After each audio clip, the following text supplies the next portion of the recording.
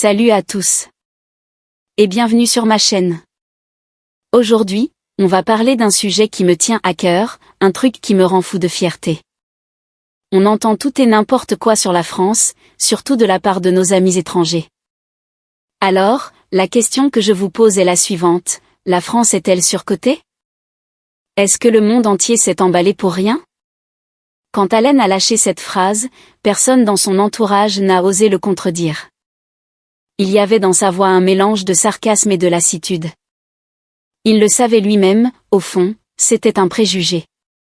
Pour Allen, un Américain de 62 ans, ancien fonctionnaire d'une petite ville de l'Ohio, la France était un concept lointain, une entité presque incompréhensible, un pays figé dans une gloire passée et rongé par les mots modernes. Son imagination était un film catastrophe en boucle, nourri par les flashs anxiogènes des chaînes d'information continues. La France, pour lui, c'était le chaos permanent.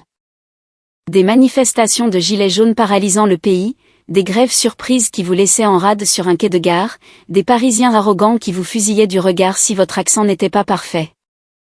Il s'imaginait des rues jonchées de détritus, des hordes de rats festoyant à la tombée de la nuit. C'était une image de déclin, un tableau sombre et sans appel. Je ne comprends même pas comment ils font pour vivre là-dedans, se disait-il souvent. Les bribes d'informations qui lui parvenaient n'arrangeaient rien.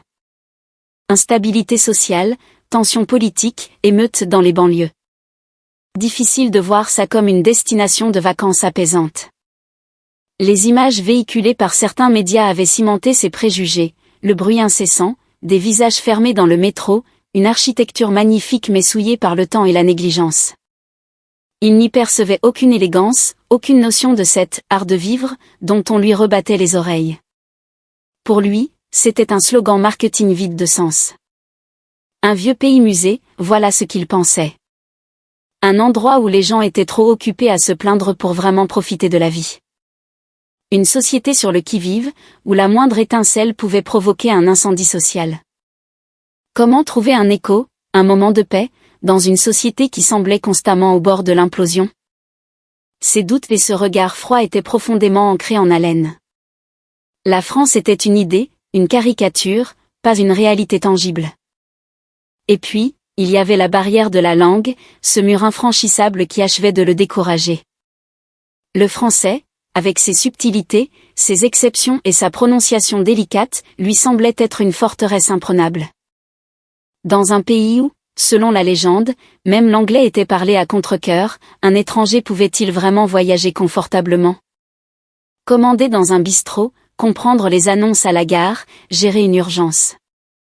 Toutes ces angoisses très pratiques l'avaient toujours dissuadé de franchir le pas. Il y avait une autre raison, plus profonde, Allen avait l'impression que la France était un pays en pleine crise identitaire, un lieu instable, changeant et chaotique, certainement pas l'endroit idéal pour quelqu'un en quête de tranquillité. Un touriste pouvait-il vraiment y trouver son compte, être ému ou surpris positivement? Ces barrières mentales, tissées au fil des décennies, avaient tenu Allen à des milliers de kilomètres de l'Hexagone. Pourtant, au début des années 2020, cette image monolithique a commencé à se fissurer. Discrètement, mais sûrement. Les médias européens, puis américains, ont commencé à brosser un portrait différent de la France. CNN a diffusé de longs reportages sur sa démocratie vivante et sa gastronomie classée au patrimoine mondial. La BBC s'est interrogée sur les raisons pour lesquelles la France restait la première destination touristique au monde, année après année. Et surtout, ces reportages ont commencé à donner la parole à ceux qui y avaient vraiment vécu.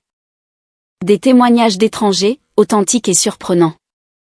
Une femme racontant comment elle se sentait parfaitement en sécurité en se promenant seule à Paris la nuit. Un touriste expliquant comment des policiers lui avaient personnellement rapporté son téléphone oublié dans un taxi.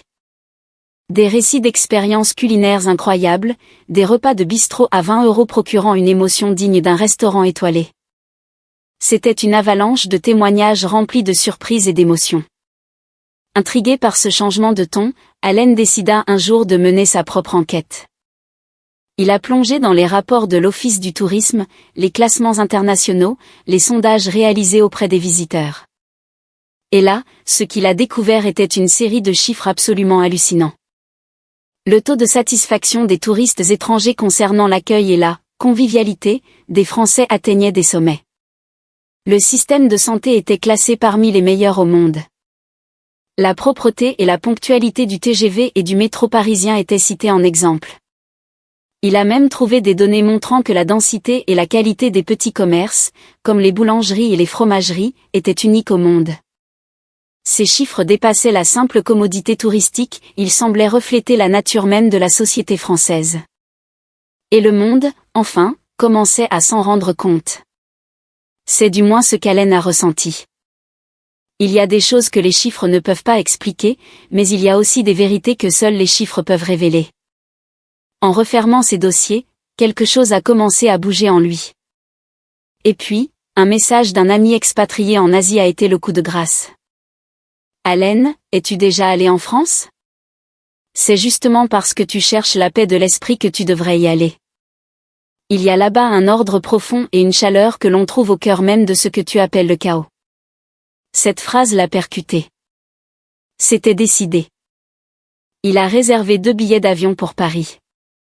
Pour l'accompagner, sa femme depuis tant d'années, Louise. Après tout, on n'a qu'une vie, s'est-il dit.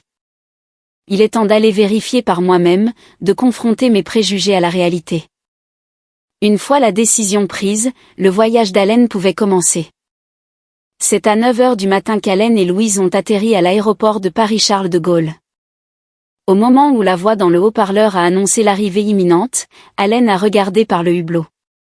Il a aperçu au loin la silhouette élégante de la tour Eiffel et les toits haussmanniens qui s'étendaient à perte de vue.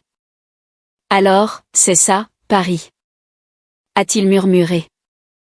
À côté de lui, Louise a doucement hoché la tête. Pour un début de voyage, c'était plutôt prometteur. En pénétrant dans le terminal, il s'attendait à une cohue, à un désordre assourdissant. Mais il n'y avait rien de tout ça. Tout semblait fonctionner avec une fluidité déconcertante. La file d'attente pour le contrôle des passeports, bien que longue, avançait rapidement. Le personnel, souriant, orientait les voyageurs avec une efficacité tranquille. Tout le monde attendait patiemment son tour. On est dans un aéroport ou dans le hall d'une entreprise high-tech? A plaisanté Allen. Mais ce n'était pas une exagération. Le hall était lumineux, spacieux, le sol brillait d'une propreté impeccable. Aucune clameur, juste un bourdonnement d'activité maîtrisée, une atmosphère d'efficacité dynamique. Leur hôtel était un établissement de taille moyenne dans le Marais. Sans être luxueux, il a suffi qu'ils entrent dans la chambre pour être saisis par le soin apporté aux détails. Dans l'entrée, des chaussons confortables étaient soigneusement disposés. Sur le bureau, un petit plateau les attendait avec des sachets de thé d'une grande maison et quelques macarons colorés en guise de bienvenue. On dirait que quelqu'un nous attendait personnellement, a dit Louise, le visage partagé entre le soulagement et l'émotion. La chambre était immaculée, propre jusque dans les moindres recoins. Ce n'était pas juste du nettoyage, c'était de l'hospitalité. Allen en était désormais convaincu. Il commençait à sentir que cet endroit, la France, allait peu à peu lui révéler un visage bien au-delà de tout ce qu'il avait pu imaginer. Après un court repos à l'hôtel, Allen et Louise se sont aventurés dans une petite rue voisine, à la recherche d'un endroit où dîner. Ils ont trouvé un petit bistrot à l'allure modeste, avec une enseigne à l'ancienne et des lanternes rouges. Le menu, écrit à la craie sur une ardoise, ne proposait que des plats en français. L'atmosphère était authentique, clairement pas conçue pour les touristes. Malgré la crainte de la barrière de la langue, ils ont décidé de briser ce mur et ont poussé la porte avec courage. À l'intérieur, quelques habitués étaient attablés. Dès qu'Allen et Louise sont entrés, les regards se sont tournés vers eux.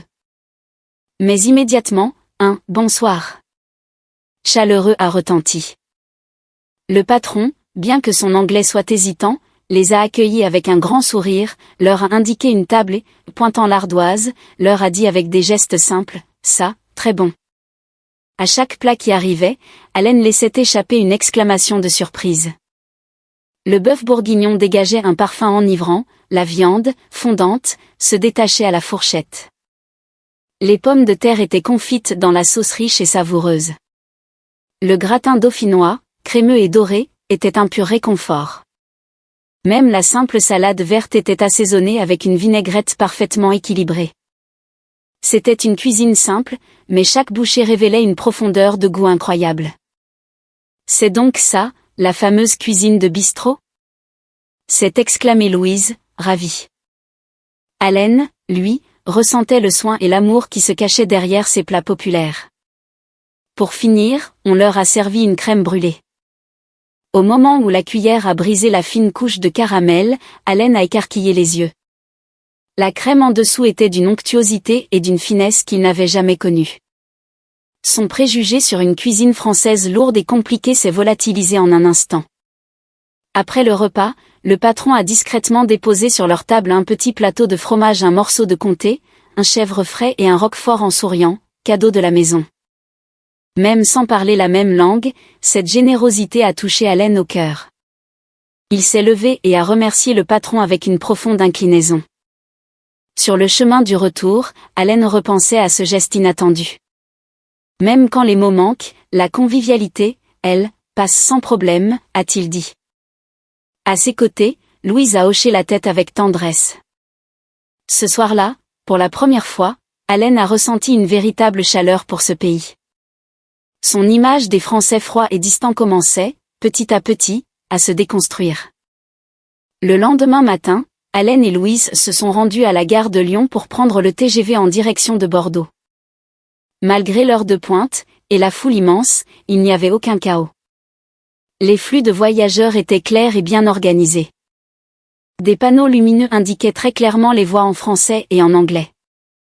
Allen, qui redoutait de se perdre, s'est senti peu à peu rassuré. Arrivés sur le quai, ils ont été frappés par un sentiment d'ordre inexplicable. Les gens faisaient la queue sans se bousculer. Chacun attendait tranquillement l'heure du départ. Bientôt, le train blanc et profilé est arrivé en glissant silencieusement sur les rails, s'arrêtant précisément à l'emplacement indiqué. Allen a regardé sa montre et n'a pu retenir un souffle de stupéfaction. Pas une minute de retard. C'est d'une ponctualité chirurgicale. L'intérieur du wagon a été un autre choc. Les sièges étaient spacieux, propres, et personne ne parlait fort au téléphone. L'ambiance était incroyablement calme et confortable. Ce n'est plus un moyen de transport, c'est un salon roulant, a murmuré Louise. Allen ne pouvait qu'acquiescer. Par la fenêtre défilaient les paysages de la campagne française, les villes, les champs, les forêts. Mais à l'intérieur, le calme et la stabilité régnaient. Un peu plus tard, Allen a ouvert le sandwich qu'il avait acheté à la gare. Un simple jambon beurre dans une baguette croustillante, avec une tranche de comté. Mais le pain était frais, le beurre de qualité, le jambon savoureux. C'est un concentré de leur culture culinaire, même dans un simple sandwich. S'est-il exclamé. C'était un encas modeste, mais profondément satisfaisant. Le goût, la fraîcheur. Tout était juste. Alors que le TGV filait à toute vitesse, Allen s'est souvenu de ses expériences ferroviaires passées, que ce soit en Amérique ou dans d'autres pays d'Europe. Les retards, les grèves, la saleté.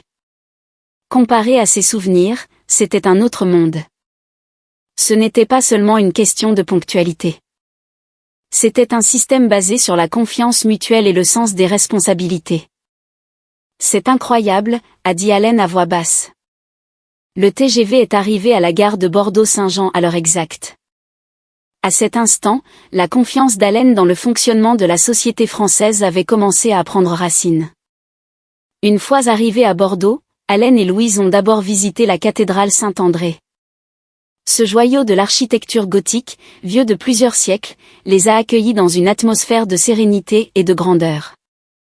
En quittant l'agitation de la ville pour pénétrer dans la nef, c'est comme s'ils avaient traversé les âges. Les immenses vitraux filtraient la lumière du jour, projetant des couleurs chatoyantes sur les piliers de pierre. C'est à couper le souffle. La beauté de ces murs. A murmuré Allen, s'arrêtant net, la main effleurant la pierre froide et ancienne. Il n'y avait aucune décoration superflue, mais chaque voûte, chaque sculpture, transmettait un profond respect pour l'histoire et la spiritualité. Ils se sont mis à déambuler lentement, leurs pas résonnant doucement sous les hautes voûtes. Le seul bruit était le murmure lointain de l'orgue. En s'arrêtant devant le chœur, Louise a joint les mains, comme instinctivement. L'air de cet endroit était imprégné d'une force qui invitait naturellement au recueillement. La lumière, dansant sur les dalles de pierre, a soudainement poussé Louise à s'arrêter et à fermer les yeux, simplement pour s'imprégner du silence. C'est un lieu où l'art, la nature et l'humanité coexistent en parfaite harmonie, a dit Allen. Louise a simplement hoché la tête. Ce jour-là, ils ont fait l'expérience d'un espace qui transcendait la religion pour apaiser l'âme. Nul besoin de compétition, nul besoin d'atteindre un objectif. Il suffisait d'être là pour que l'esprit s'apaise. Le patrimoine de la France avait ce pouvoir incroyable. En quittant la cathédrale, Allen et Louise se sont dirigés vers le jardin public, un parc magnifique où l'histoire se mêlait à la nature. C'était un ancien jardin à la française, aujourd'hui transformé en un havre de paix où des arbres centenaires côtoyaient des serres anciennes. C'est comme si la nature avait embrassé l'histoire, s'est dit Allen, saisi par la force vitale du lieu. Le soleil filtrait à travers les feuilles, créant une atmosphère douce et apaisante. En se promenant sur les sentiers, les bruits de pas des visiteurs s'atténuaient naturellement. Des panneaux explicatifs en anglais permettaient aux touristes de comprendre l'histoire du lieu. Allen, silencieux, observait chaque détail. Il n'y a pas de mots pour décrire ça, a-t-il fini par dire, simplement, en contemplant les reflets des arbres dans l'étang. Après leur visite, Louise a murmuré, c'est incroyable.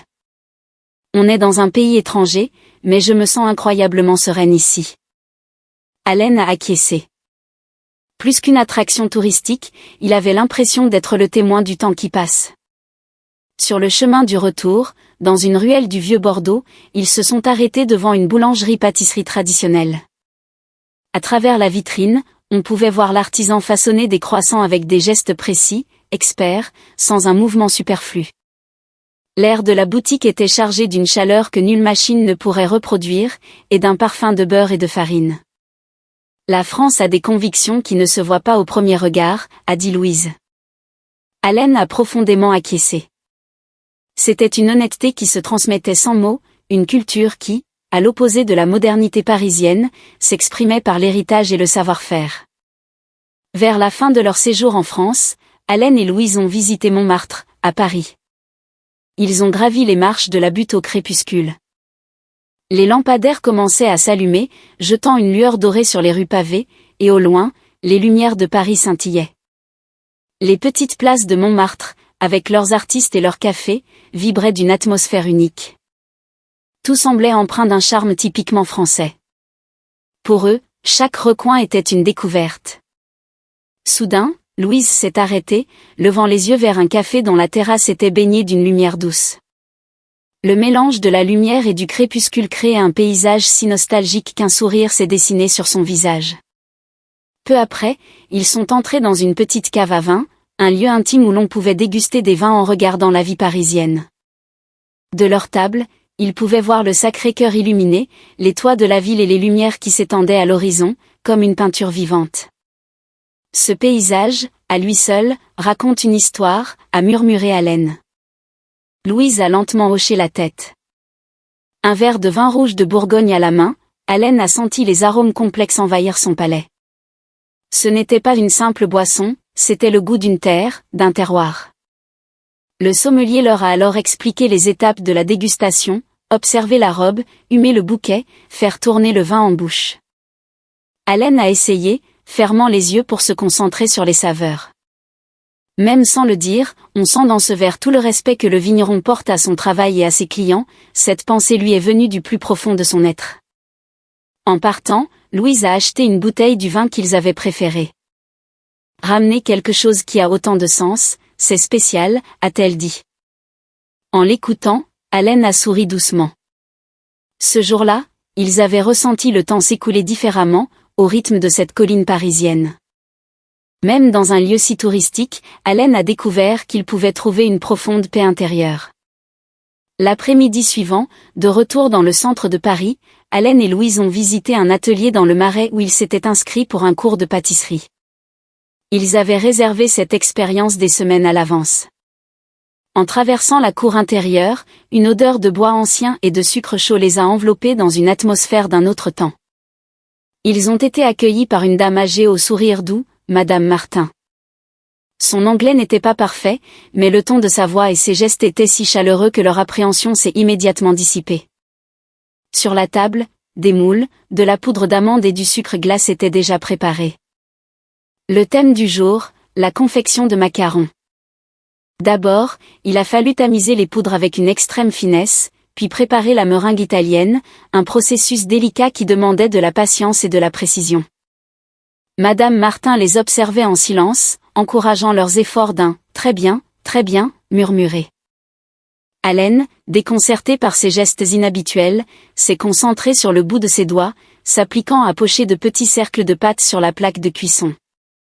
Peut-être que le plus important, ce n'est pas le goût, mais le temps que l'on y consacre, a-t-il dit. Louise a souri en hochant la tête. Une fois cuits, les coques de macarons arboraient une collerette parfaite. Le moindre écart de force ou de température pouvait altérer le résultat. Ils se sont pris au jeu, passant un moment hors du temps, sans penser à rien d'autre. C'est fou comme on peut se sentir apaisé quand on n'est pas pressé par le temps, a fait remarquer Louise. Allen a acquiescé. Les macarons terminés ont été soigneusement disposés sur un plat par Madame Martin, accompagnés d'un thé fraîchement infusé. L'accord entre la douceur du thé et la délicatesse sucrée des macarons était parfait. Mais plus que le goût, c'est le temps qui s'était écoulé qui a été pour Allen et Louise l'expérience la plus précieuse. En Amérique, nous avons des desserts sophistiqués, mais ça, c'est presque une philosophie de vie, a dit Allen. Madame Martin a souri timidement. À travers cette pâtisserie traditionnelle, ils avaient touché du doigt une facette de l'âme française, le sens de la perfection, l'idée de ne pas se presser, de se consacrer entièrement à une seule chose. C'était une esthétique de vie. En quittant l'atelier, alors que le crépuscule illuminait les rues de Paris, Allen a senti que son cœur s'était un peu adouci. Au fil de ses expériences en France, une prise de conscience silencieuse a germé dans l'esprit d'Allen. Les qualités de ce pays ne résidaient pas seulement dans les choses visibles. La nourriture était délicieuse, les paysages variés, la sécurité indéniable. Ces charmes évidents existaient, bien sûr. Mais ce qui s'imprimait le plus profondément en lui, c'était la gentillesse discrète d'un inconnu, le « pardon » ou le « s'il vous plaît » qui ponctuait chaque interaction, et cette convivialité qui nichait au cœur même de l'agitation. Par exemple, dans le métro, les gens qui faisaient la queue en silence pour laisser descendre les passagers avant de monter. Ou cette habitude, sur les escalators, de se tenir systématiquement à droite pour laisser passer les plus pressés. Ce n'était plus une obligation, mais une sorte de contrat social tacite qui perdurait. Cela ne pouvait pas s'expliquer par le seul mot de « civilité ». À ses yeux, c'était plutôt l'expression d'une atmosphère sociale basée sur l'entraide. Je pensais que la liberté, c'était de n'être dérangé par personne, s'est-il dit. Mais ici, j'ai l'impression que c'est le respect mutuel qui permet à la liberté de fonctionner. Tout en parlant, Allen observait le comportement des passants. Les stations de métro étaient d'une propreté impeccable. Dans les restaurants, les serveurs s'adaptaient au rythme de chacun et engageaient volontiers la conversation. Même les employés des supermarchés remerciaient chaleureusement et offraient un service impeccable. Rien de tout cela n'était extraordinaire, mais c'est l'accumulation de ces choses ordinaires qui, Allen commençait à le comprendre, constituait le fondement de la société française. En repensant à l'image qu'il avait de la France, une usine à touristes chaotique, il ne put s'empêcher de sourire amèrement. Des gens passionnés, serviables, mais sans jamais être envahissants. Ce n'était absolument pas du désordre. C'était, au contraire, un ordre empreint d'une profonde chaleur humaine. Louise ressentait la même chose. Tout le monde a l'air si plein de vie, et pourtant, ils arrivent à se respecter mutuellement. C'est vraiment puissant, a-t-elle dit. Elle repensait à l'atelier de pâtisserie, aux ustensiles utilisés depuis des décennies, aux coins polis par le temps. Cette culture qui chérit la tradition et les relations humaines. Il y avait là une beauté, celle de ne pas hésiter à consacrer du temps aux choses. Soudain, Allen s'est souvenu de sa propre carrière. Efficacité, logique, règle. Il ne reniait pas les valeurs que l'Occident mettait en avant. Mais la convivialité et la souplesse qu'il avait rencontrées en France s'étaient infiltrées profondément en lui. Dans le RER qui le ramenait à l'aéroport, Allen regardait par la fenêtre en silence. Le paysage urbain défilait, annonçant la fin du voyage. Il ressentait une pointe de tristesse, mais au fond de lui, une chaleur étrange persistait. Chaque lieu visité, chaque personne rencontrée au cours de ces quelques jours avait été une expérience marquante, une claque qui avait ébranlé ses certitudes. Ce voyage, a-t-il dit, c'était moins du tourisme qu'un voyage de découverte de soi. À côté de lui, Louise a souri doucement. Dans le hall des départs de l'aéroport Charles de Gaulle, les touristes étrangers se mêlaient aux Français rentrant chez eux. En observant cette scène, Allen s'est dit intérieurement, « Je n'aurais jamais imaginé qu'un voyage puisse réchauffer et apaiser mon esprit à ce point.